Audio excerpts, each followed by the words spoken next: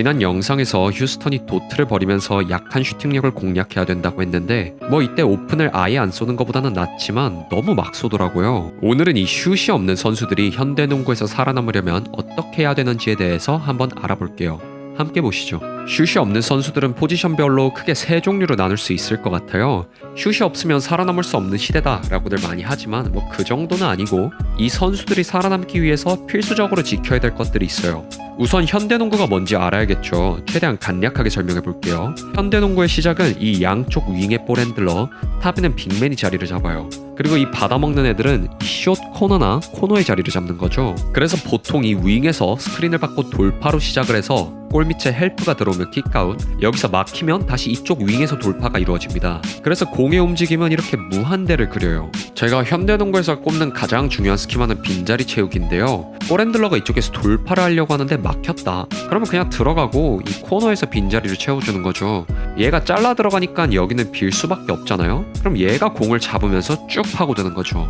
여기서 돌파를 하면 이 반대 베이스라인 쪽에서 골밑을 막으러 나오는데 이때 크게 세 가지 상황이 나와요. 첫 번째, 둘 다 슈터면 그냥 코너에서 슛을 때리거나 헬프가 오면 다시 윙으로 주고, 근데 이 코너에 있는 애가 슛이 좀 약하면 얘가 골밑으로 잘라 들어가고 이 코너를 이 윙에 있던 애가 자리를 채워줍니다.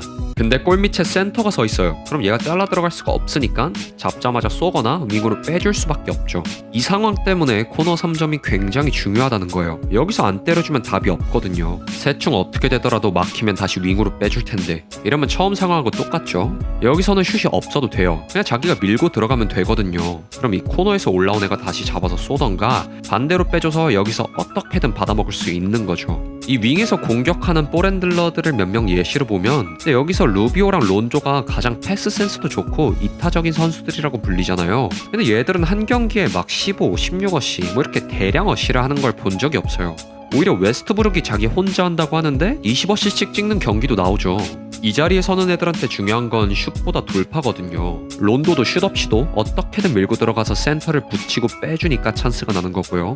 웨스트브룩 다 마찬가지예요. 근데 론조랑 루비오는 이 밀고 들어가는 스킬이랑 골밑 마무리가 부족하거든요. 그러니까 어시를 많이 뿌릴 수가 없는 거죠. 그래서 이런 볼 핸들러들한테 수비가 떨어져서 막는다고 3점을 계속 쏘라고 하는 건 그렇게 좋은 정답은 아니에요. 특히 이건 받아먹기도 아니고 드리블 풀업이잖아요. 얘들이 잘 넣어봤자 30% 언저리일 거란 말이에요. 잘 쐈으면 진작 잘 쐈겠죠. 근데 이렇게 3점 20개를 경기 내내 쏘느니 그냥 밀고 들어가서 빼주면서 자신의 장점도 살리고 팀원들도 살려야 되는 거죠. 웨스트브룩만 봐도 올해 윙에서는 3점 거의 안 쏘거든요. 근데 그냥 지가 밀고 들어가면서 엄청 잘하고 있잖아요. 다음은 이 윙맨들을 볼게요. 요즘 가장 많이 보이는 세팅은 이렇게 골밑을 비워놓는 세팅인데요. 이때 코너에서 슛을 못 쏘는 애들은 코너에 박혀있는 게 아니라 골밑으로 뛰어 들어가야 돼요. 그럼 윙에서 코너를 채워주면서 자연스럽게 찬스가 나는 거죠. 아니면 윙이나 코너 중 3점을 더 못 쏘는 애가 이렇게 도움을 못 가게 스크린을 걸어주는 것도 요즘에는 많이 보여요. 현대농구에서 가장 중요한 건 효율이고 항상 더 확률 높은 공격을 만들어내는 게 중요해요. 여기서 돌트 보고 쏘라고 하면 경기당 한 50개도 쏠 수 있거든요. 이거 다 쏘면 수비는 땡큐고 들이받건 뭘 하건 해서 더 좋은, 더 확률 높은 찬스를 만들어내야 된다는 거죠. 이건 빅맨도 마찬가지예요. 커리가 농구의 패러다임을 바꿨다고 하는 이유는 단순히 3점을 많이 써서가 아니라 이 풀업 3점을 쏘는 시대를 열었기 때문이에요. 여기서 스크린 받고 슛을 때려버리면 센터가 튀어나올 수밖에 없잖아요. 그럼 이 선수는 무조건 골밑으로 파야죠. 이걸 숏롤이라고 하는데 여기서 자기가 마무리를 하느냐, 골밑에 엘리웁을 던지냐, 밖으로 빼주느냐, 이 세 가지 선택을 리그에서 제일 잘하는 게 디그린이라고 생각해요. 얘가 크리스 폴처럼 경기의 흐름을 읽는 리딩 이런 건 부족한데 이 짧은 순간에 정확하게 판단하는 건 기가 막힙니다. 근데 커리가 없으면 이 숏롤 상황 자체가 안 나오겠죠. 그래서 커리가 없을 때 디그린은 가치가 많이 떨어질 수밖에 없어요.